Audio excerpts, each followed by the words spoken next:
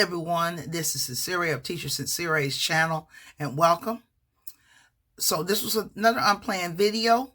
I decided that since this was Saturday night and I'm just sort of relaxing here after a long day of teaching, I had to get up at before 7 a.m. this morning for a student.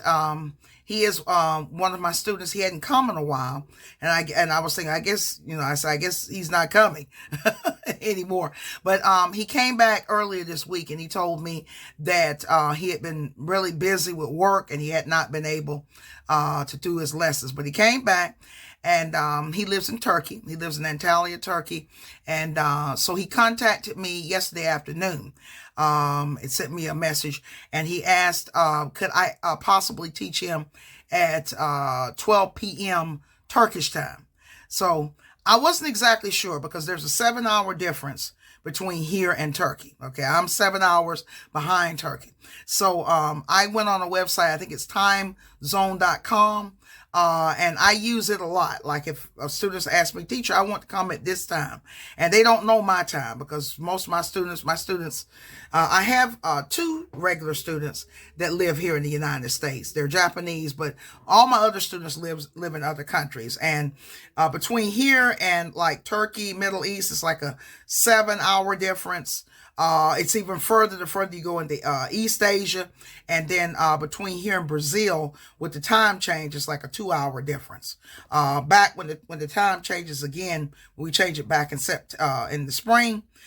It will be like a 1-hour difference between here and Brazil. But anyway, so he contacted me, and I checked, and it was like at 12 p.m. is actually 4 a.m. here.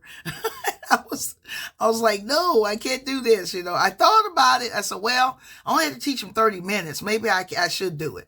But I was like, no, So I told him, I said, well, actually it's 4 a.m. here. Could you possibly come at 3 your time, which would be 7 a.m. my time?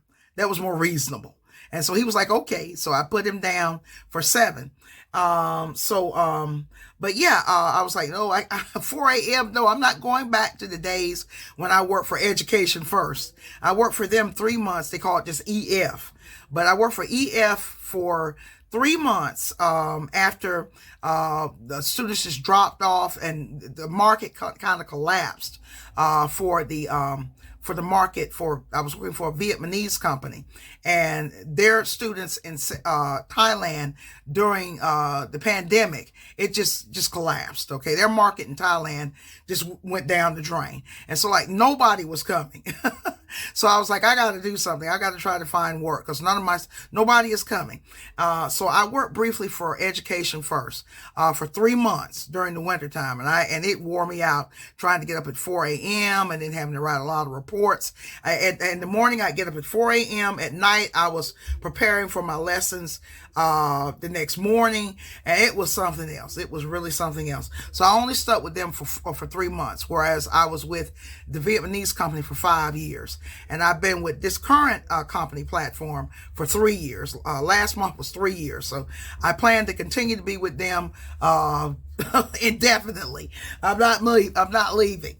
Okay, but I thought I would make a video tonight. It's a little bit after 10 p.m. and I thought I'd make a video tonight, even just a quick video, just talking, so like little chit chat that I want to do, because I have another video in the works, but I'm having to piece it together, and I just don't have time to make videos anymore. I mean, I'm going to continue to make videos on YouTube, but I can't. It's no way I can do it weekly. Okay, it's just no way. I have more students than ever before.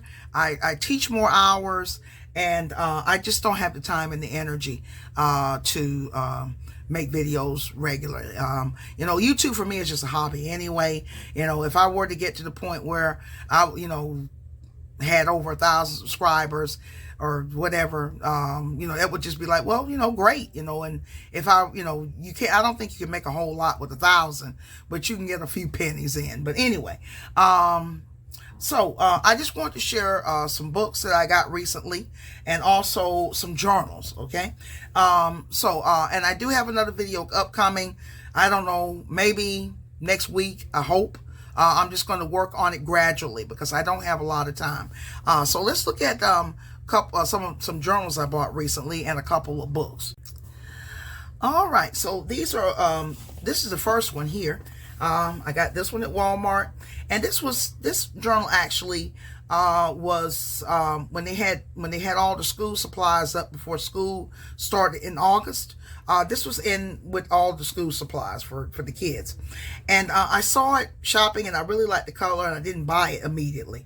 I bought it maybe about 2 weeks after I saw it, but I really like this notebook. It has a cloth cover. This journal, this is how it looks.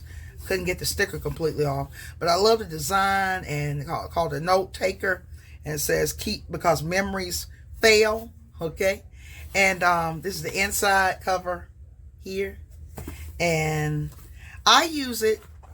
This is it. I use it not to journal, but to take notes. I write down different things from books that I really like. So if I'm reading a book and I run across something that's really interesting, I write it down in here. It has a ribbon, okay, and I write in cursive.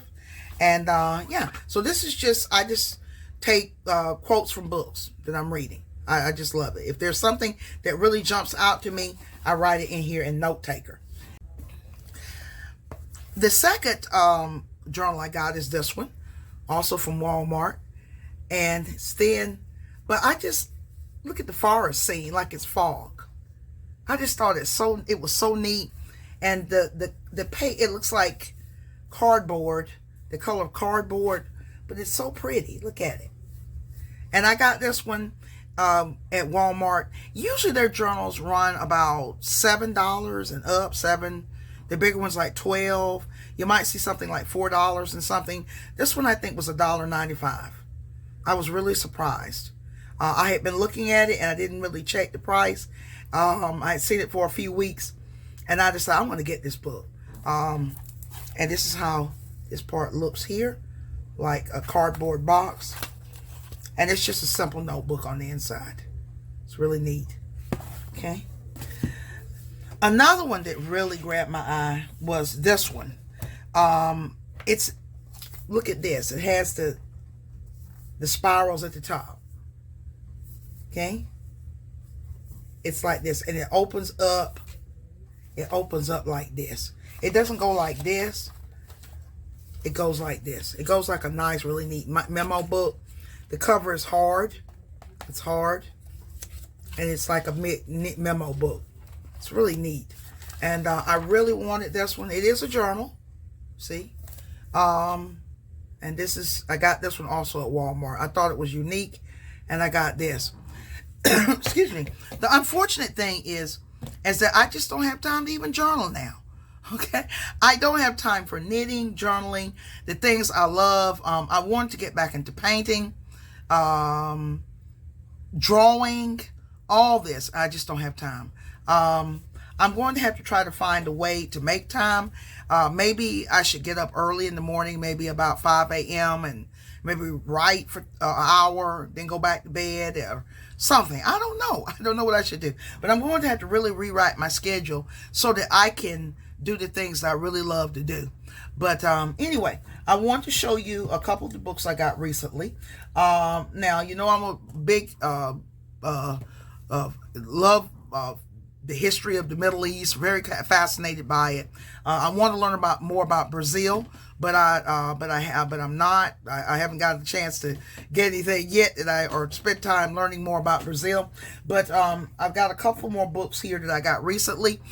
This one is Kingdoms of Christian Arabs, Egalitarian and Democratic Society. It's by let's see, Wajid Ibrahim Sadeh. Okay, and I got this one recently. About I know there were at least 2 Arab Christian kingdoms. Okay, but I'm not really well versed on this. Okay, but I got this one recently. It's about the history of these Arab Christian kingdoms. Yeah, So even some Bedouins were actually Arabs, and maybe probably, I mean, not Arabs, but Christians actually, not just Muslim. When we think of Arabs, we tend to think Muslim, but there are a good many Arabs that are Christian. Okay, and then I have another one I got.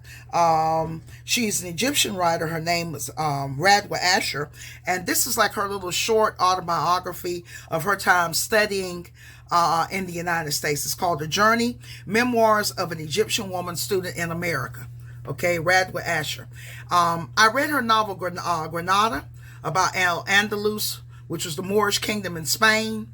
And I also got a book by her recently called The Woman from Tantura.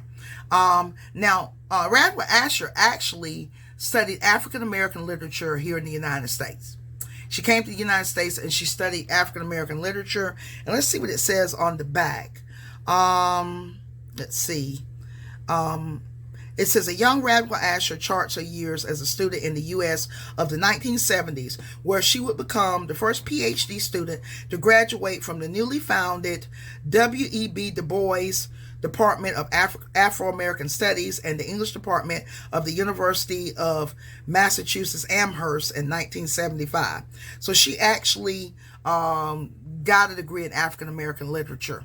Her husband, she was a famous Egyptian writer, and her husband was Palestinian. His name was Marid Bagati. He died, she died several years ago, and he died, I think, back maybe about 2-3 years ago. And he was a writer and a poet named Marid Bagati. And their love story is like one of the great modern love stories of the Middle East. So telling a little bit more about their love story. Like I said, she was Egyptian, he was Palestinian. And I think they met in university. And I think her family did not want her to marry him because different ethnicity of Arabs, all that, you know. And I'd have to know more about it. But they got married. She died of cancer, I think, several years ago. So it was like one of the great love stories. I think a lot of times, even though they got married, they weren't able to be around each other a lot. But it's one of the great love stories of the Middle East, the modern Middle East. But yeah,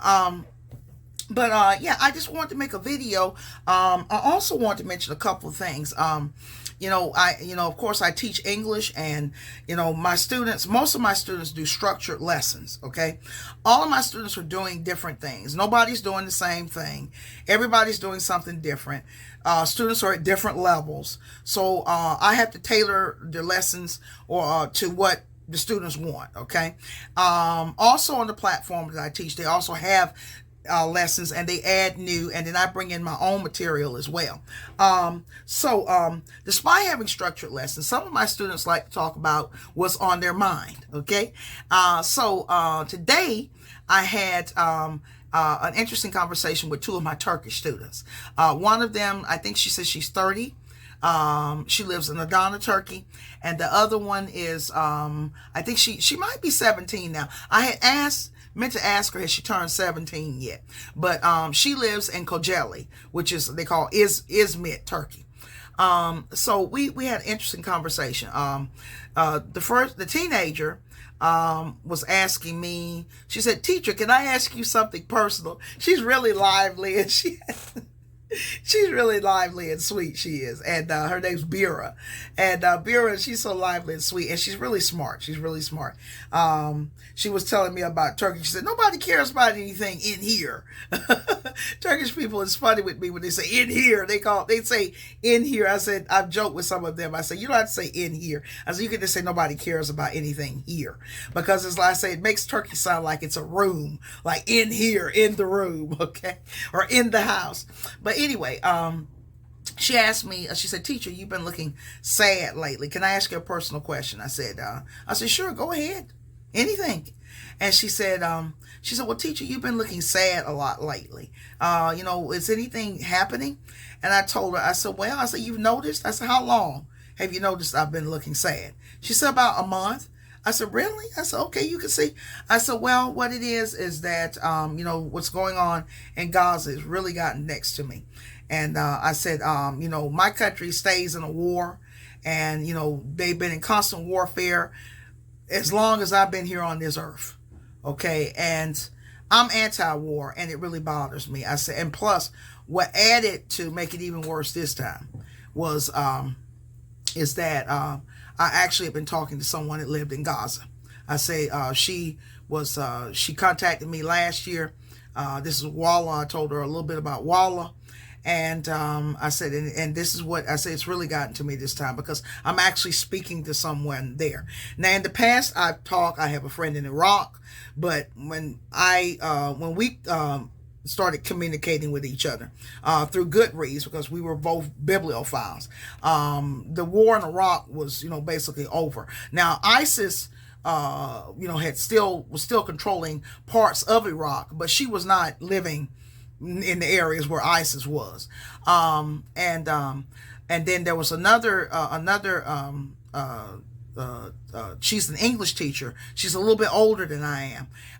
We've been talking to each other longer than even the other ones. Now, we haven't been in contact with each other for a while, but we met actually through Twitter as well.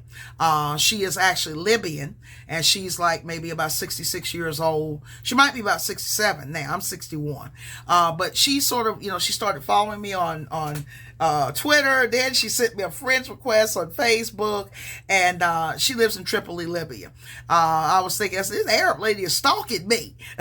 She's like following me over here, and then she's stalking me, but she was. It was looking a good way. So, we would talk sometimes on through Twitter. She told me a lot about her background. That her great grandfather was actually Turkish. He was a doctor, and I think during the government before Muammar Gaddafi, one of the stamps, the postage stamps, her great grandfather was actually on the postage stamps. He was an Ottoman Turkish doctor. He was like a famous doctor in Libya. He went there during the Ottoman times, and he married an Arab woman, and so she is like Arab, Turkish, and Italian and ancestry. And she actually went to school here in my country as well, here in the United States. So I've been in contact with her for longer than even the others. I haven't talked to her in a while. She commented on my Facebook page. I need to message her and see how she's doing. But yeah, but with her, it was a little bit different, because when she started communicating with me, the militias were running wild in Libya, running wild. And even her son was kidnapped by a militia, and she told me they held him for like over 30 days. They had to pay a ransom and get him released. But in the case of Gaza, it's like something it's just terrible. It's a nightmare. It's just like on a medieval level. The violence is on like a medieval level. Okay. It's just like, human beings. I was thinking last night, I said, human beings have the technology now, but they're just reaching bestial levels. It's terrible. It's absolutely terrible. And as for Wallah, the last time I heard from her was Sunday. I haven't heard from her since. So, but yeah, I was telling her, my 16-year-old Turkish student, I have another one too. She comes really irregularly, but she comes now and then. She lives in Iskenderun, which is bordering Syria. But I told her, and we were talking. She's really sharp. She's 16, maybe 17 now. She was talking about, I was saying that a lot of people didn't seem to care about this, what was happening in Gaza. Like people on my Facebook page, nobody cares. People just thinking about Christmas. A lot of people have been brainwashed that Muslims are bad, that Muslims want to kill us, all this kind of stuff. So I told her that they just don't really even care. I said, and it's just terrible to see little kids and children suffering, because it's just children. It's just like, Gaza's like baby land. Just all these children and little children. And it's like, these kids are not Hamas. What is going on? But, I'm not going to go into it, but I know what's going on. But it's just mentally exhausting. And so she, I told her about that, and she told me, she said, it's not about religion. It's not about religion. She said, the thing is, it's about education. She said, people just aren't educated. They think stuff, they've been taught certain ways because they're not educated. And I was sitting there like with my mouth like, wow, to be so young and have this kind of wisdom. Okay, you wouldn't hear this from an American teen, okay? Your average American teenager doesn't care about anything, okay, of any value. But just this deep thought, being able to think deeply. I think what is happening with so much of humanity, and certainly in my country, people can't think deeply anymore. They just think on a surface level. They can't do deep thinking. Okay. They don't think about the repercussions of things. They just think totally by emotion, no strategy. I just hate somebody, so let them get killed. Or I'm scared of somebody, let them get killed. Just on real low functioning level. Some people say low vibrational. I don't like to use that term because to me it sounds too much like new agey type stuff, but just real low functioning. Real low functioning. We see a lot of people that are very low functioning now. And it's scary. It's scary because I just don't know. It's just very, very scary. My grandfather, my mother's father was, illiterate. He didn't go to school but one day. I guess he didn't like it and he just didn't go anymore. But my mother's father, could barely write his name. He couldn't even read or write.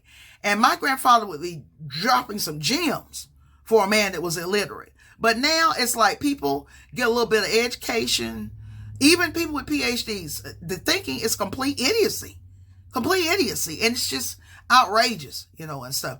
So I don't know. It's just that it's scary, really. But the depths that a lot of humans have reached. But anyway, but I want to mention that. And then I had another student. I'll tell you about my other student.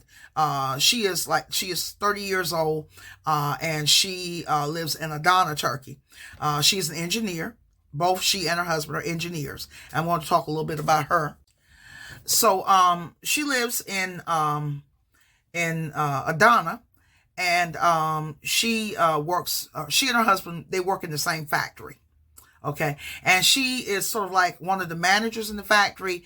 And, we do structured lessons, both she and I and my 16, 17-year-old Turkish students, we do structured lessons. But sometimes just want to talk about life. It just jumps out. Let's talk about life. We'll get off the, or maybe we'll be doing a question or something. And the question will spur, oh, this is what's going on. Okay. This is what's happening with me. These are my thoughts. So we were talking today. She, sometimes, she talks about the difficulties of being working in a factory in Turkey. She said, one time I quit because I just hated the environment at work. She said, I feel like I don't have any kind of life. And I quit. She said, but then she said, how things are here in Turkey. She said, even educated people can hardly get a job now. So she said, so I ended up going back to the factory. Where I hate it. But she said, one good thing, my husband works there, but we don't see each other. We go to work together, we ride in the same car together, but we don't see each other all the time at work. And she was telling me her desire that she just wished she could just stay at home and just write children's books. And I told her, start working toward it. Work toward it, and stuff. And so I hope she's doing it. But anyway, today she was talking about how bad the situation is in Turkey economically. And she was talking about the earthquake. She was saying, the earthquake was back, I think, in April. And it's just like people just forgotten it. It's just like the human mind now is just, here's the next crisis. One crisis ends, but really it's ongoing. Like the situation in Gaza is ongoing. It's not like it's something that just started on October the 7th. But the situation in Turkey, she was talking about how grim the situation is in Turkey. And she was saying, now I think I told her, and I know I told my teenage students that I heard, now I don't know if this is true, but this is from alternative news. And the person that runs the channel was saying that this is from Israeli sources, but I don't know how true this is. But he was saying that what my country, what the United States and Israel want to do is to actually split up the Gazans and move them to 4 different countries, because the plan was initially to send them all to Egypt, to Sinai. Okay. But Egypt is like, no, you don't want to. And then there were Gazans that don't want to go. And of course, there are Gazans that want to go, but they're trapped. But the plan, this guy was saying, is that the United States and Israel want to pay Egypt to take some Palestinians, Iraq to take another portion, Yemen to take another portion, and Turkey to take another portion. Now, Turkey is already flooded with refugees, along with people that have been displaced by the earthquake. And my teenage student was saying that, she said, they paid people. She said, Turkey was paid to let the Syrians in. Okay. It's like 4 million Syrians in Turkey. And then Turkey's got refugees from Afghanistan. There are people there from Iraq. I talked to, earlier this year, there was a man called me that was living in Istanbul. He was Iraqi, but he was like, I'm just staying here until I can get all my paperwork ready, and then I'm moving to Europe. He was a pharmacist and a businessman. He said, I buy supplies and I send them to Iraq, because there's certain things they can't get in Iraq, so he sends it back to Iraq. So he's a businessman / pharmacist. So she was saying they actually paid the Turkish government to take the Syrians. That's what my teenage student was saying. My other student that is an engineer, she was saying, she said Turkey is in such a bad shape. Our economy is, it's crazy. She said it's just crazy. You just don't know what's going to happen. And she said, plus, she said there are a lot of people that still are homeless here in Turkey. She told me actually, she said her sister, one of her sisters, is still, she and her husband are living in a trailer. She said in a container. She called it a container. So we would call it a trailer. She said, yeah, okay, trailer. They are still living in one of the trailers that the people in the earthquake zone were donated. Okay. She was saying that the ones that got the trailers were the lucky ones. She was telling me that there are a lot of Turkish people still living in tents. There are Syrian refugees in tents still.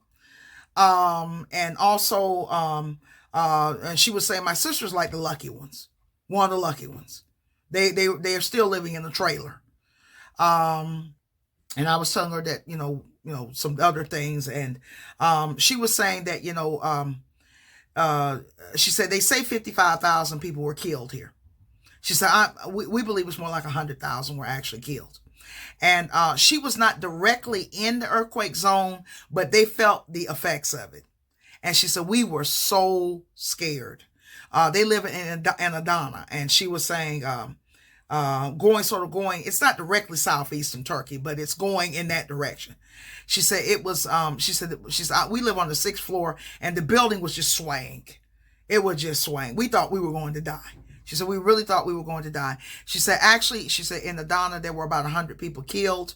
There were some people that killed, but the destruction was not as bad as it was in, say, like places like Gaziantep and Kahramanmaraş. And she was saying the people in Hatay, it's still just finished there. It's completely finished. So, but she was saying that Turkey was in a bad shape. And I mean, I was thinking, I said, Turkey is going to take more refugees? Really? I'm not saying that Turkey is, but they're expecting Turkey to take more refugees.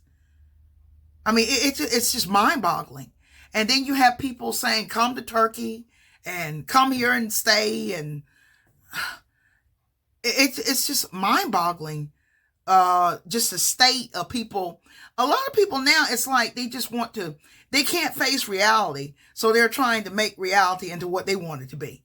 But yeah, I'm getting this directly from my student, and that, things are not good in Turkey, that, economically not good, and all of this, and that, people still homeless basically from the earthquake. And then you have people saying to go to Turkey. It's just completely baffling. It's, I don't know. Maybe they don't know. Turkey would be fine, I guess, to go as a tourist, but to go and stay there. And I was telling them, I said, I still really like Turkey. I still would love to visit Turkey because I would like to visit Black Sea region, Cappadocia, what we call English Cappadocia. I would like to visit Kars. I have a friend that teaches, that's a mathematics professor in Kars, near going towards Armenia. I have another friend that's a professor in Izmir. And I have, and there are people that I would like to see, my old bosses that live in Eskişehir. And and I'd like to visit Mardin. I have a regular student that lives in Mardin that has a pharmacy, and she was like, "Yeah, come here." Have another considered an online friend, teacher that also lives in Mardin. So it's. It amazes me the way the minds of some people work. It's absolutely amazing. But anyway, I just wanted to do a quick video. It's Saturday night. It's just sort of like chit chat, run my mouth, see, and it's been a long day because I got up, like I said, before 7, around 6:20. This week has been really hectic. Besides teaching, I had to get a molar pulled. The filling dropped out of it a year ago, and so it was like a hole in my tooth. And I didn't feel anything, but it was an infection there. So they removed the tooth, and so I have tooth missing. I have about 5, let's see, 4. How many teeth? Four missing, I think. My teeth aren't as good. I used to have perfect teeth. But with, losing the teeth and not wearing a guard, my teeth is like longer down here than it used to be. I developed a gap like my late father. He had a gap, and the teeth just spread out, and stuff. I really need to use a guard, but I had perfect teeth when I was younger, much younger, and now at least they look fairly decent in front. But anyway, it's not a big deal. Who knows? Who cares? But I'm going to end here. So I just wanted to share a little bit some of my journals. I'm just into journals, though I don't have time to read them. In the books, I don't have time to write. In the books, all of that and stuff. So it's just, life is hectic, okay? But you just have to do the best that you can. Life is sweet and sour. It has the sour in it, and then it has sweet in it. I just wanted to just make a quick video because I hadn't done anything in a few days. But I do have videos upcoming. But I will not be able to make videos. It's not possible every week. But anyway, I'm going to end here. I hope you enjoyed this video and maybe learn something. Just heard me, talk, run my mouth, as we say here in the South. Run your mouth is actually negative, but talk. So maybe you learn something new and at least something perhaps interesting. So I'm going to end here. So this is Sincere. Until next time.